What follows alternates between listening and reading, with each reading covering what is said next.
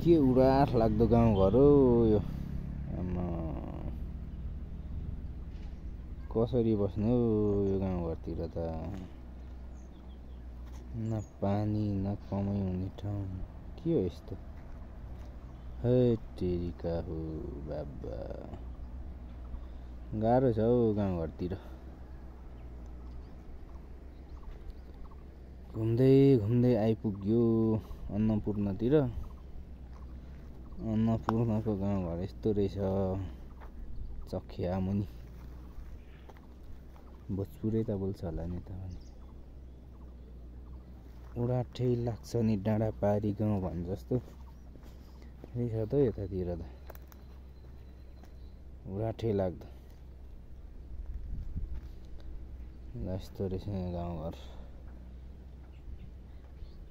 छिनामको भन्छ कि के भन्छ यता अन्नपूर्णलाई।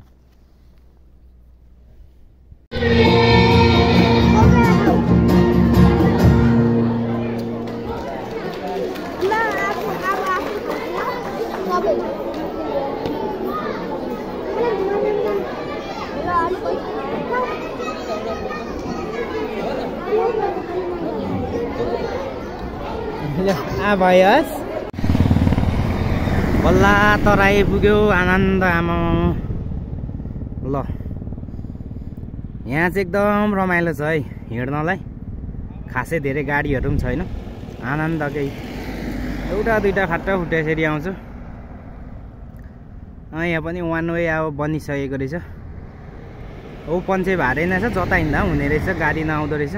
आनन्द रहेछ है, बडो मजा आउँदो रहेछ है यहाँ चाहिँ यसरी।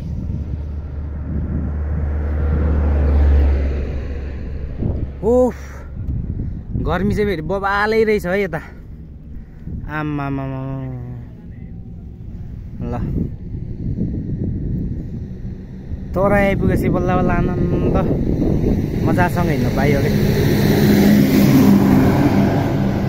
टिप्परहरू हाँक्छ हौ 50-60मा स्पिड। आमा वान वे रहेछ। अहिले साह्रै गजब बनाएछ बाटो चाहिँ यो तराईमा पनि। जता कुदे पनि हुने के, जुनमा पनि गाडी नै रहेन रहेछ। त्यस्तो धेरै गाडी नआउँदो रहेछ, जता कुदे पनि हुने। बडो रमाइलो छ। यसपालिको भेलले चाहिँ रोसी खोलामा यस्तो साह्रो बाटो चाहिँ बगाएर यहाँ केही छैन रहेछ। यस्तो दुःख छ। म नेता हुँ भन्नेहरूको प्रधानमन्त्रीको, देशको प्रधानमन्त्रीको म यो देशको विकास गर्छु, म यो देशको विकास गर्नलाई आएको हुँ भन्नेहरूको संसदमा उफ्रिने कराउने मात्र होइन क्या। यतातिर पनि आँखा जाओस्। खोइ त यहाँ बाटो पहिलियामा बाटो अब भल्ले चाहिँ यसपालि पर्खा बगाएर कहाँ पुरा चाहिँ। यस्तो दुःख छ जनतालाई। दलहरूको म नेता हुँ भन्नेहरूको यहाँतिर आँखा जाओस्, आँखा पुगोस्। यसरी दुःख गरेर चाहिँ जनता हिँड्नु परेको छ पीडामा। यसरी धुलो मुलो यसरी चाहिँ जनतालाई साह्रै दुःख कष्ट छ यो रोसी खोलामा। त्यही भएर यो देशका नेताहरूको, म देशको विकास गर्छु भन्ने बडा नेताहरूको, यो देशको प्रधानमन्त्रीको यो ठाउँतिर आँखा जाओस्। कति पीडा र दुःख छ जनतालाई भन्ने कुरा यहाँ भोग्नेलाई, यो ठाउँमा हिँड्नेलाई, यो बगरमा चाहिँ बाइकमा गाडीमा हिँड्नेलाई मात्रै थाहा छ।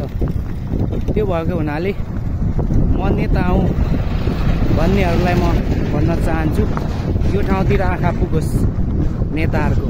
नेता हुँ, देशको विकास गर्छु भन्ने व्यक्तिहरूको यतातिर आँखा पुगोस्। संसदमा झगडा गर्ने, संसदमा कराउने मात्रै होइन, यो ठाउँतिर आएर हेर्नु पर्यो, यतातिर आँखा जानु पर्यो है नेता भनाउँदाहरूको।